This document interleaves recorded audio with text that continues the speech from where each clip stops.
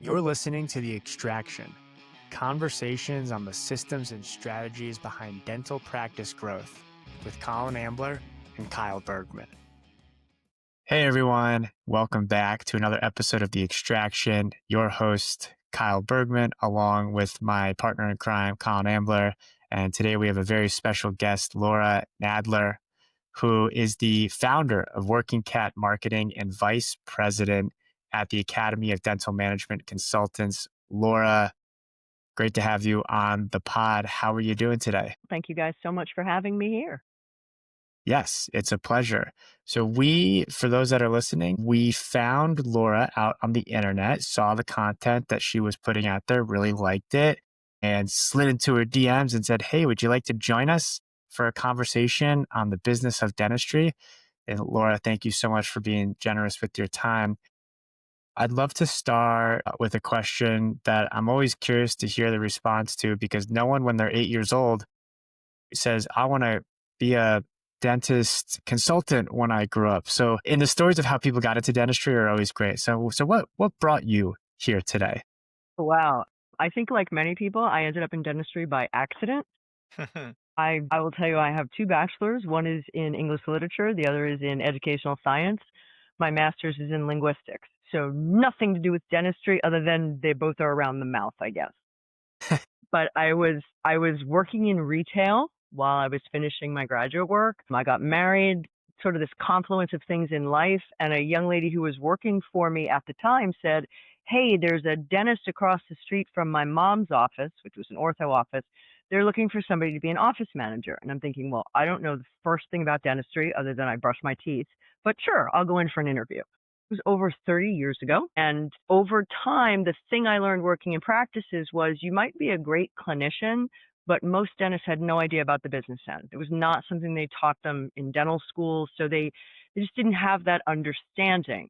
And over time, that grew into working with other practices to help them out. I've held roles like director of field sales at Denmat. I was the VP of national sales at JP Morgan Chase in their patient financing. So always things that touch the dental world. But once you've done all those things, you're kind of like, okay, I just want to do the thing I really love in this space. And so that's where it all came together into Working Cat Marketing, where we helped people kind of get their brand out there, get an authentic version of themselves out there in the hopes that they're attracting their ideal patient. Love that.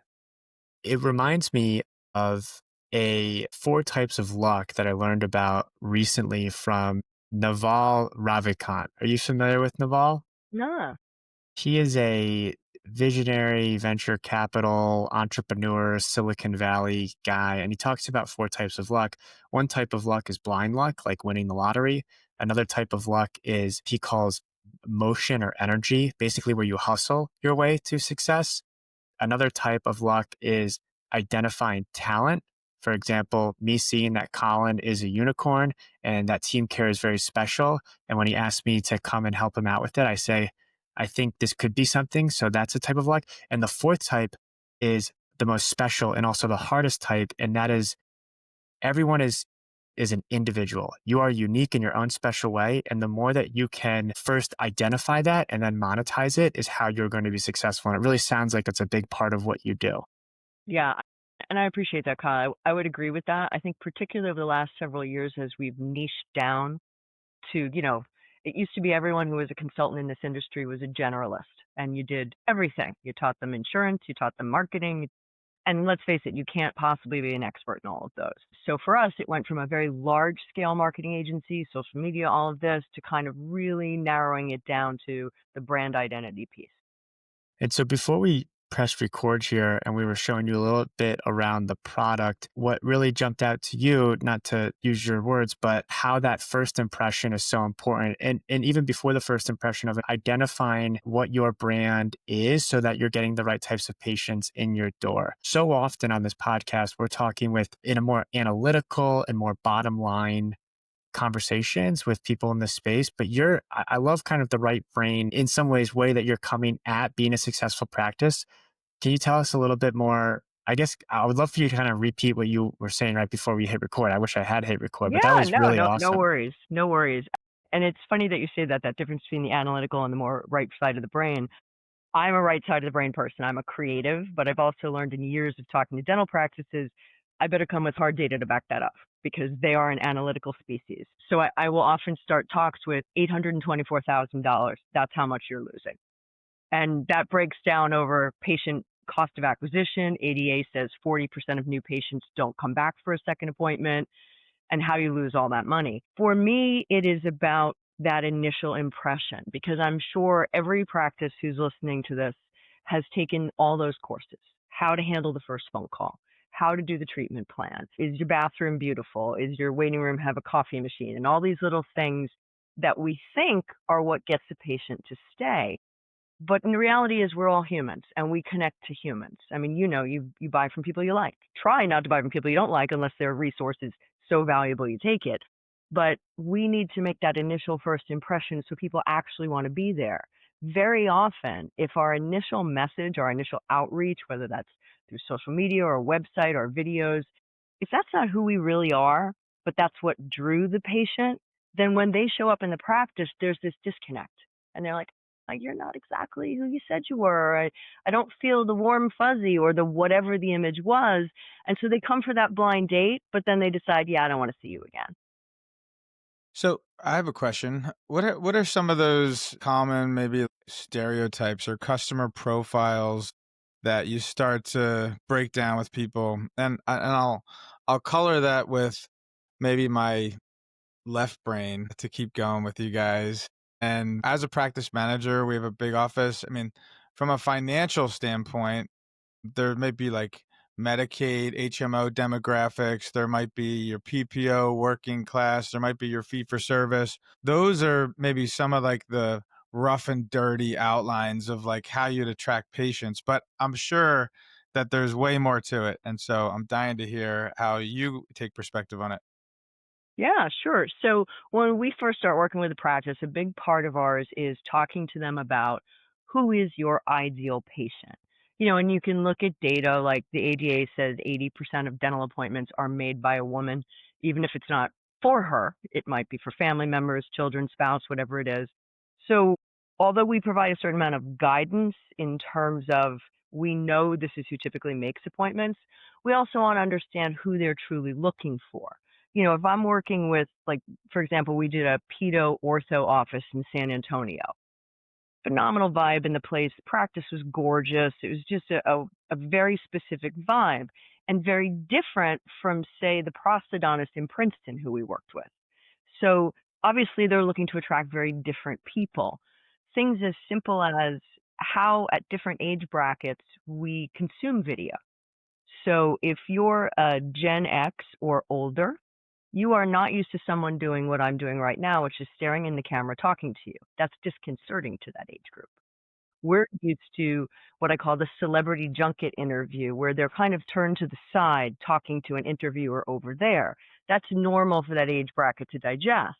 But as soon as you get into younger millennials or even younger than that, they're used to this.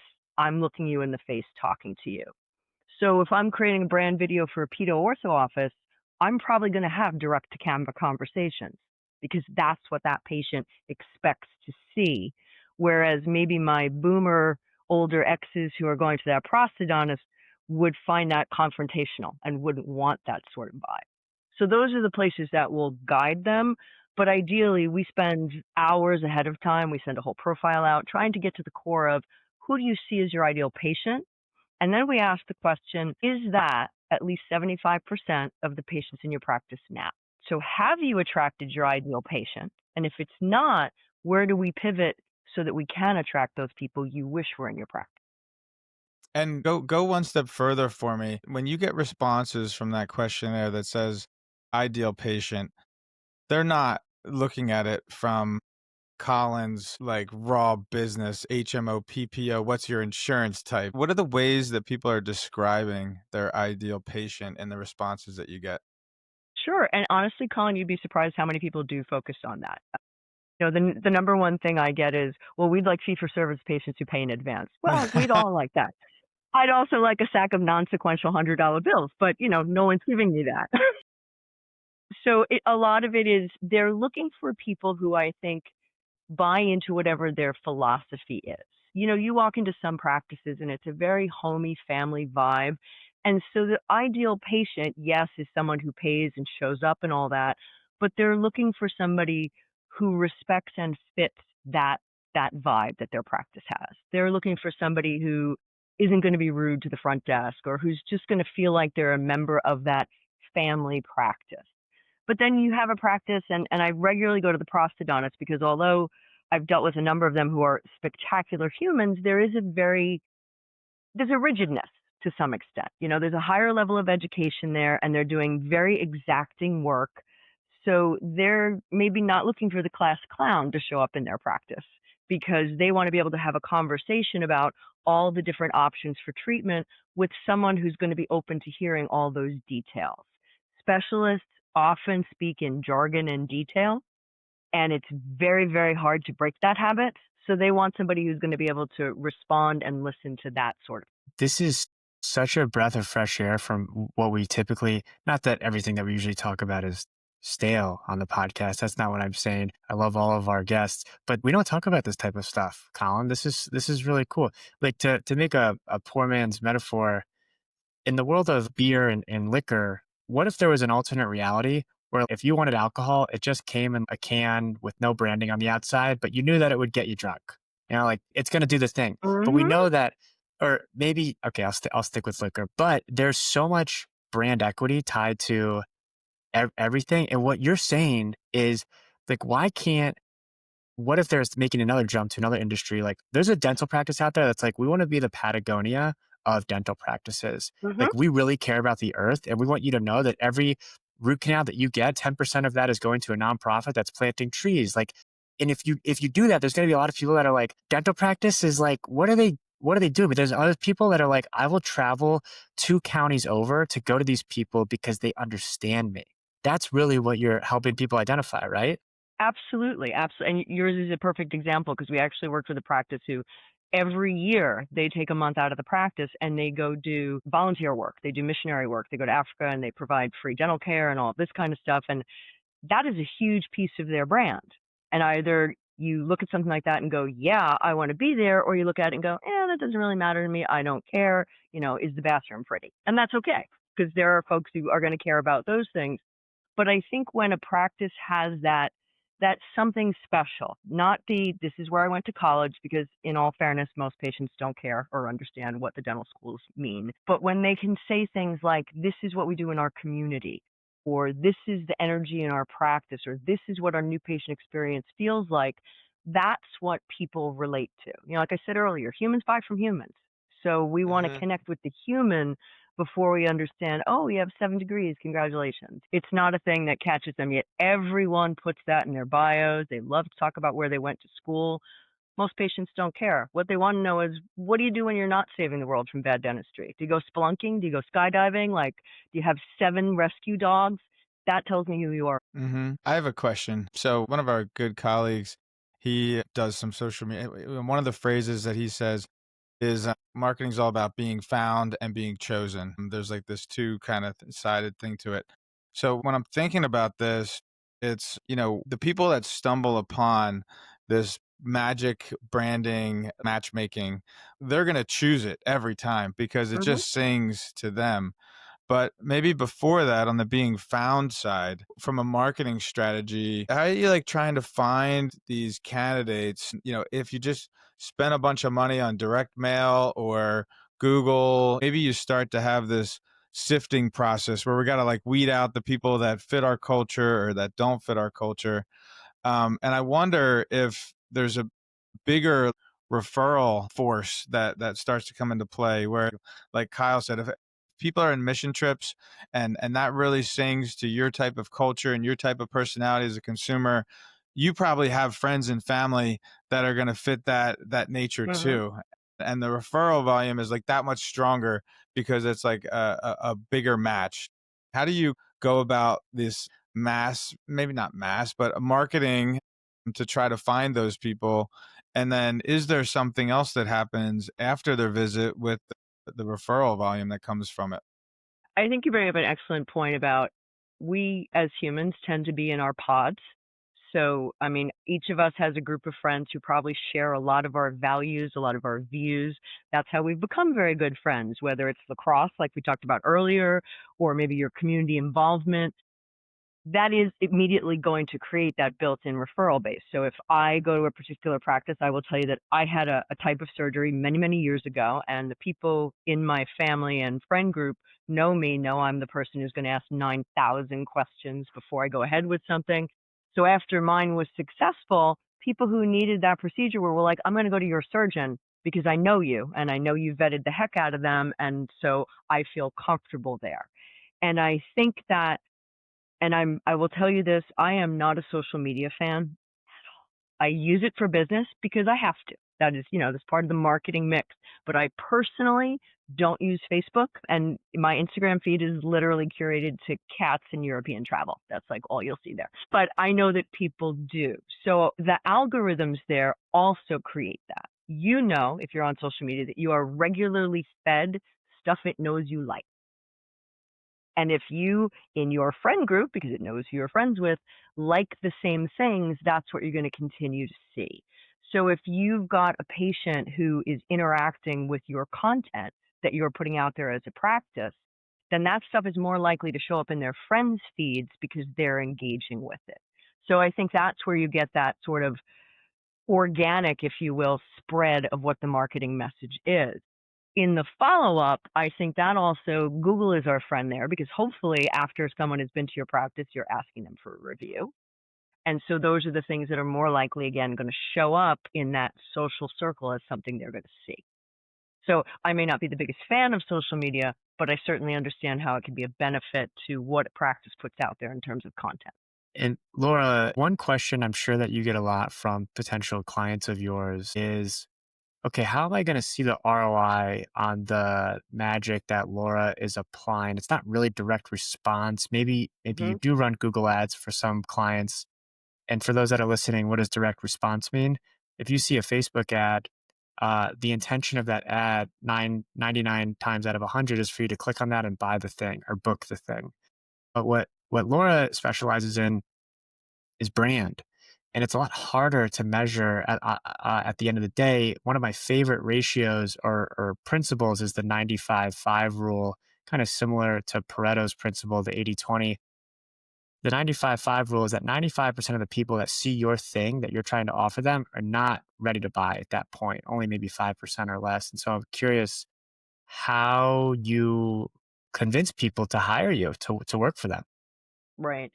So, a big metric in many dental practices, and I saw it on your platform earlier, is how many new patients did we get this month? And that is a big metric for every practice. Whenever we talk about what are your goals, it's, well, I want 30 new patients a month, or I want 200 new patients this year. And I always ask the next deeper question: how many do you want to keep? What is your attrition rate on new patients who come in? Because I think that is the big change we will see. Sometimes we'll see, yes, they're just getting more new patients because people are connecting with their vibe. But my goal is to decrease their attrition rate and to be able to say to them, X client we worked with, their average number of new patients stayed about the same, but their retention rate went up 30% because people connected before they stepped in the door. And So, so they're keeping them. quick clarity: how do you define a retained patient? They come back for a second date Six because months? again, Could be ADA tells us could be 6 months if it's like could be a 6 months, yeah, and okay. hopefully if the practice is doing things right, they've reappointed them at that hygiene visit, so we know that Right. appointment's made. But again, ADA tells us 40% of new patients don't come back. That's a huge number. That's a tremendous amount of people walking out the door. So if we can take that down to 30% or 20% in a practice, then we know the right patients step through the door to begin with. This is fascinating because with team care, as you know, Laura, we are also obsessed with that. And the way that we do it is through what we believe to be a very intuitive and foolproof hygiene reactivation system. We have leaderboards where you can see pre appointment rates by staff member. And so we make it very easy for people to come back because we're creating all of these levers and alerts if people aren't. You are saying those things are important, but also if you show a patient that they're a part of your pod, that you understand them, none of that matters because they're going to come back to you because they don't want to go anywhere else. Well, and also imagine, so now you're tracking that reactivation rate.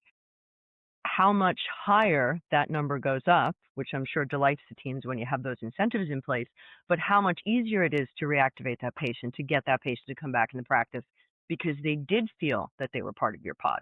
Hmm.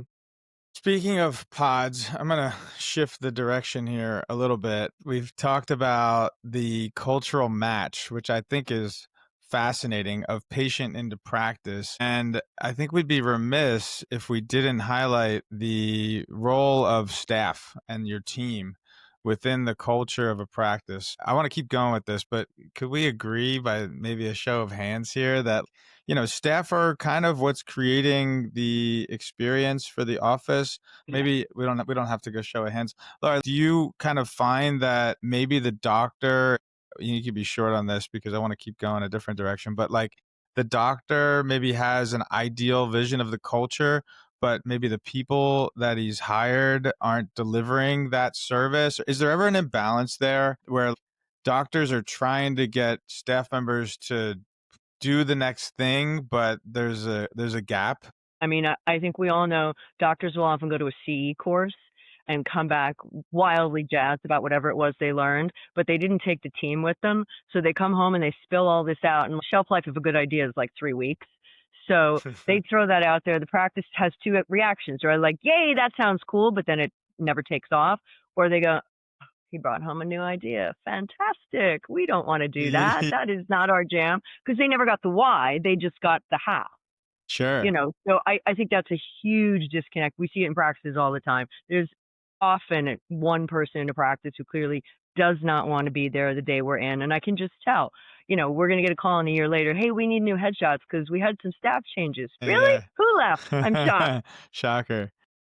So in the team care world and my own experience, we're kind of in the business of encouraging and motivating and rewarding staff members to do stuff that is maybe above and beyond their kind of base level call of duty. And so we have different, incentive opportunities like, hey, if you have downtime, you could go make some reactivation calls because, otherwise nobody really wants to make cold calls. And so that's a reward the performance kind of thing. Some of the other programs that we do that I think it might be in your wheelhouse, I'm interested in your reaction to them, is one's surrounded by Google reviews and another is surrounded by social media. And so in the Google review side, we give our staff members our iPhone app, our Team Care iPhone app, and they have their own personal QR code. And so if they solicit the patient and the patient uses their QR code and writes a review, then they have a payout, whatever the doctor wants. And so, because, sometimes, like you said, I heard you mention it earlier. You said if they ask for a review, they should be asking for reviews. But we find that a lot of people don't. Like, what's the motivation of a staff member to necessarily care about that? And they should. But I think that's one thing that we've seen. And we want to kind of bridge that gap in our world with technology that's like, hey, if you just do this above and beyond thing, we're going to pay an extra $15. And Right. that's really increasing your earnings potential. And that's a win-win for all of us. I just want to quickly talk about the Google reviews because I think that's a big piece too. Your average person doesn't just give 5 stars and not write anything. They're going to write something, and that buys into that further. What is this practice really like? Because now here I am as a patient giving you my view of what the vibe was. Did it feel like what I'm seeing on their social media or their videos or stuff like that? So to me, that's just another reinforcement of what the brand is. 100%. And we did a ebook with a group earlier, and they did a study, and they found that if you get a text message for about a review, there's about a 5% chance you're going to do it. If you have a direct person that says, "Hey, Mr. Jones, did you enjoy your experience today?"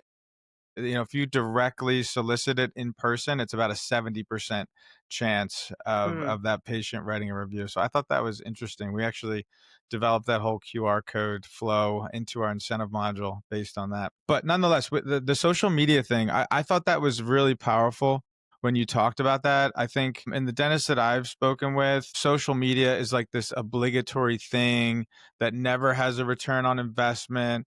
And they might hire some company to like make them these template like stock images that's like a cartoon ghost for Halloween. It's like, Yep. making some dad joke about Halloween.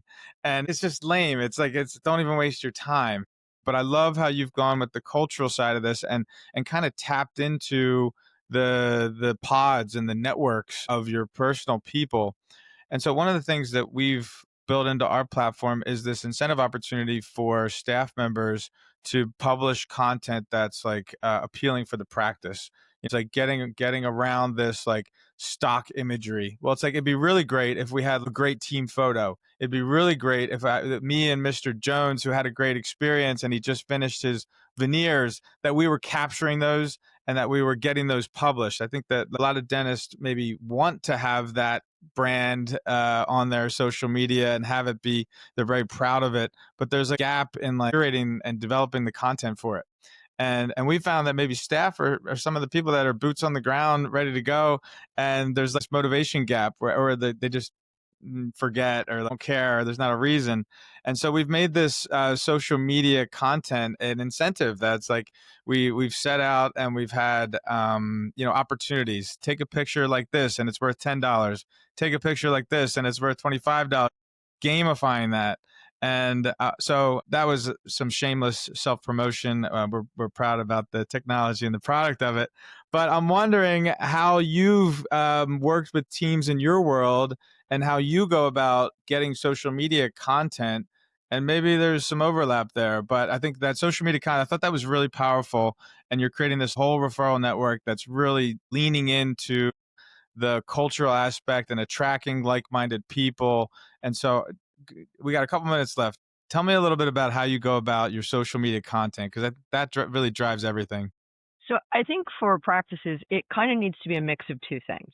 If we're going in and creating content for a practice, we're shooting video, we're shooting photography, certainly that's theirs to use in any way they want. And it has a certain polish to it and is very focused on brand because that's what we've created. But we also talk to them about every practice these days has a morning huddle. At least if they're doing anything with structure, they've got a morning huddle.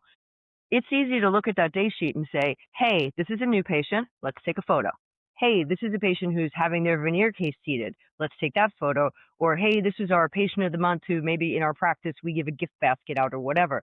So identify before the day starts who are two or three people who could be something we photograph. And even if we don't post it today, latergram, we have that content. I think sometimes you might see 5 patients in a day who are right, and maybe tomorrow you don't, but that doesn't mean we post all 5 things today. Have that sort of well of content that everybody can put together, and that way you've always got a steady stream of stuff to put out. Because I think every time we put something in place like that, again, shelf life of a good idea, 3 weeks. Everybody takes it, does it like crazy. We take a dozen pictures a day, and then we stop. And then we go, oh, I have nothing to post. But if we batch our content and create a bunch of it, then we have stuff to post for months, even once that good idea kind of falls off the shelf. Definitely. So are you And the having fact like that you're a incentivizing them should keep it on the shelf. yeah, yeah, yeah. We get a couple more months out of that shelf life, maybe years, maybe. Are you? And I'm just curious. Are you working with a team lead on that when you do your consulting? What's your way to like engage the team and make sure that that process keeps going? The big thing with us is in addition to the Zoom calls and whatnot we'll have before we go in, we are very often spending at least 2 days with a practice. So we're in there with them. We're meeting some of their patients. We're in their face. I mean, most people aren't used to having a camera in their face every day. So we are really spending a lot of time. And we also understand that that's not comfortable for everybody. Not everybody can sit in front of a camera. So we really make it a point to get to understand who they are so that we understand how to make them comfortable. Everyone's level with that is different, and we have to find a way to sort of pull the best out of each person. And from that time we spend with them, we can identify, you might have somebody who's the office manager, but they might not actually be the team lead. Sometimes you've got somebody who everybody's listening to, Or I'm in the practice, and while we're there, there's somebody who has not gotten off Instagram or TikTok since we arrived. Well, clearly your job is getting this stuff posted because you're a digital native and that's what you want to do every day anyway. And maybe it's not the office manager's job because that's the last thing she wants to touch. So it's kind of figuring out and having those frank conversations with the practice owners and saying, I think maybe this person belongs in this seat on the bus because they're going to willingly do it and do it well. Yeah, nicely done. Get the right seat in the right spots on the Yeah, bus. that's great. That's great. Laura, you have so much knowledge related to branding and executing. Where can listeners find out more? I know you mentioned you have something that they might be interested in. Sure. We're at Working Cat, just like it sounds, like a cat is working, workingcat.pro. And if you go to workingcat.pro/video podcast, there are some downloads there. One of those is what you absolutely must have if you're publishing photos of your patients, which is a model release form. It has been vetted, so legalese is correct, and you can personalize it with your brand logo at the top of that. We also have there an example of a shot list. So if you're at that place where you want to be creating video, you're thinking about how to do it, it's an example of how that day might run, the footage you should make sure you get, and all that sort of stuff. Amazing. So workingcat.pro/video podcast will also include that in the show notes. I have a very important last question. Laura, you mentioned that you're an avid European traveler. Tell our listeners, where's your favorite place and where is next on your bucket list?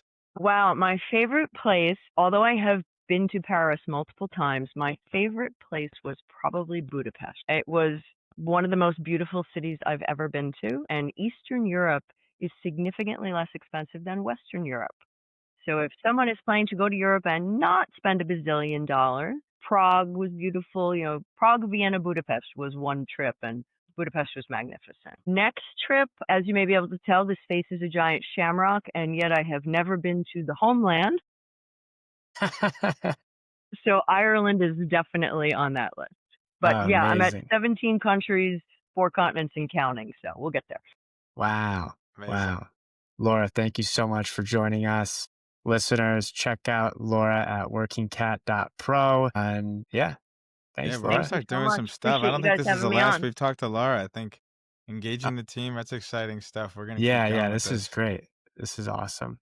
Good stuff. Well, I appreciate you guys having me on so much. And I love what you guys are doing for practices. It's really Yeah. great. And advising a team makes all the difference.